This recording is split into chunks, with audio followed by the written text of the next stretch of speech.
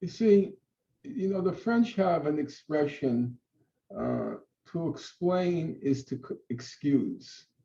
So the point being, if you explain an action too much, you end up excusing it. So I'm not going to try to excuse, but I do think it's important to try to get inside the mentality to Yeah, understand psychology what involved. happened. So the way I see it is this. I start off from my own reality. I look at how the homeless people are treated in New York. If you're riding a subway in New York, especially in the winter, the homeless people seek refuge from the cold in the winter.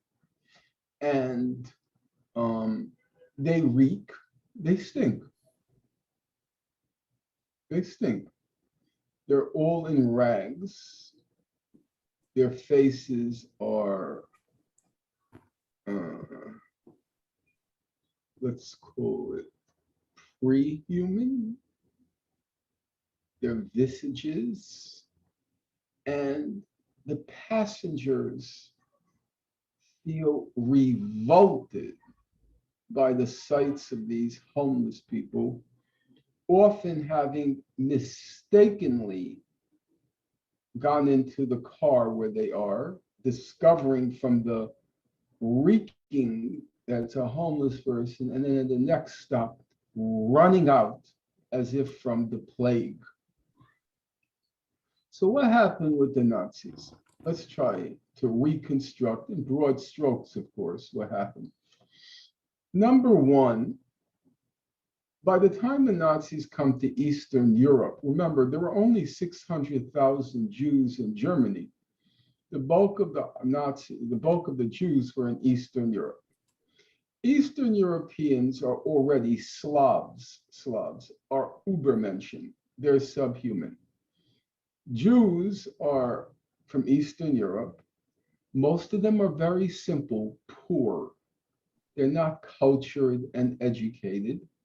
They live in what were called the shtetls, these little villages in Eastern Europe. So they're Slavs.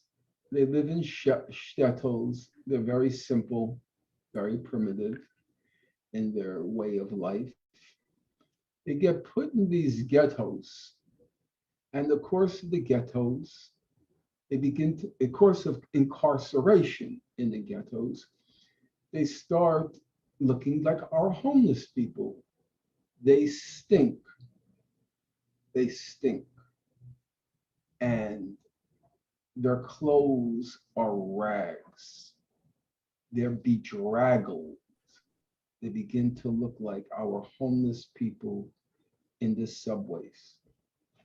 Then, then by 1943, the Germans are losing the war, and everybody is blaming in Germany. The propaganda is saying it's the Judeo Bolshevik conspiracy. We're the victims of these Jews and Bolsheviks who want to destroy Germany. So now the Germans are victims of the Judeo Bolshevik conspiracy. The Jews look like our homeless, they look subhuman, having been incarcerated long enough.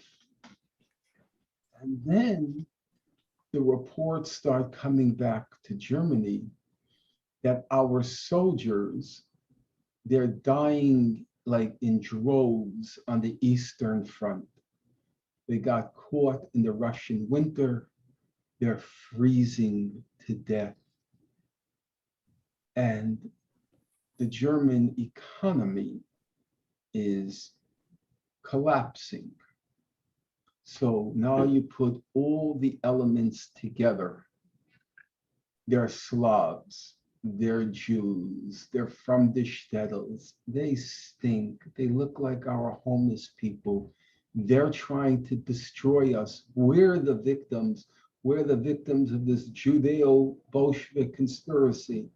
And while our soldiers are dying They're dying in the Russian winter. These Jews don't even work. Yeah. They're just parasites. They're parasites. So we're going to put them to work.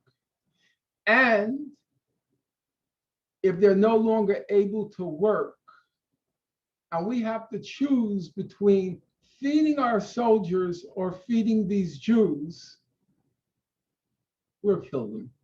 Mm. We're not going to support parasites.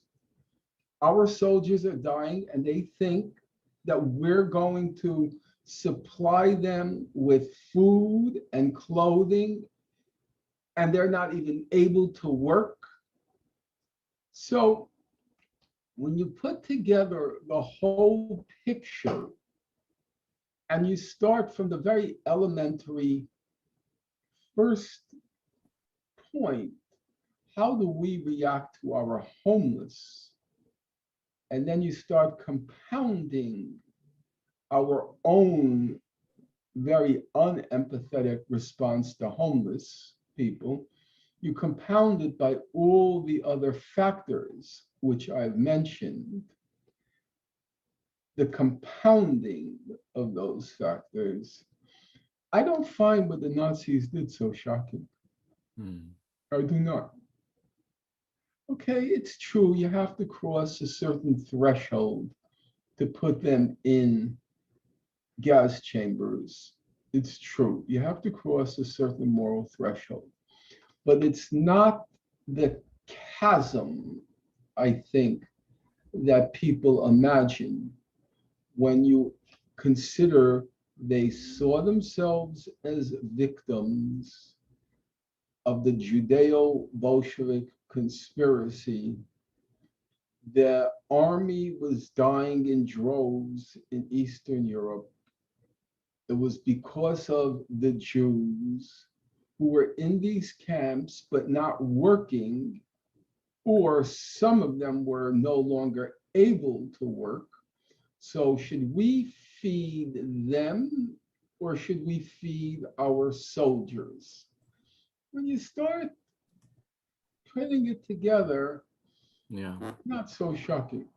Yeah, of course, it becomes easier to scapegoat, of course, the people of the Jews, because you're seeing them, of course, as the problem to your And problem. when they were seen as two kinds of problem, they were seen as an element that decomposes society, but as a setting aside the ideological element, there was, so to speak, a daily political reality.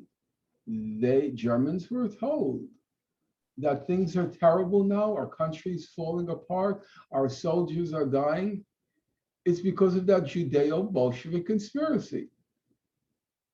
It was the Jews who are the source of all of our problems, but not in some abstract ideological way.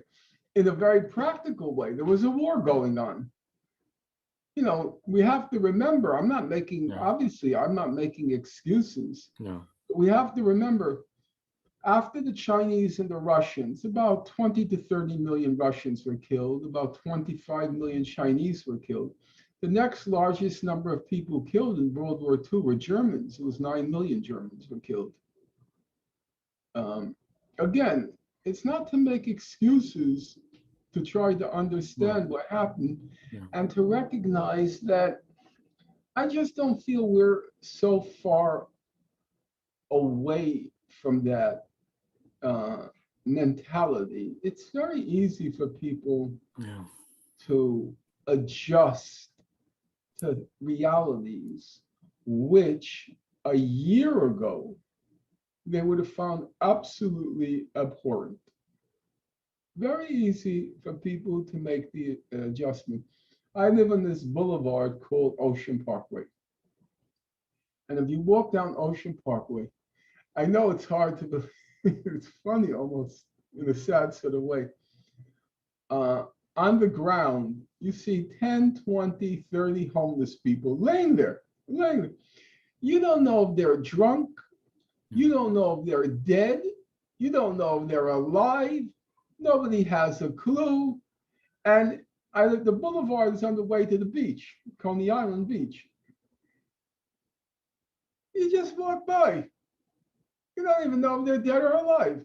Mm. You know? There is a So the human capacity, I said, for self-deception is bottomless. The capacity for compartmentalization is almost bottomless. And the capacity to adjust to the most awful realities, it's very, people are very able to make those adjustments very quickly.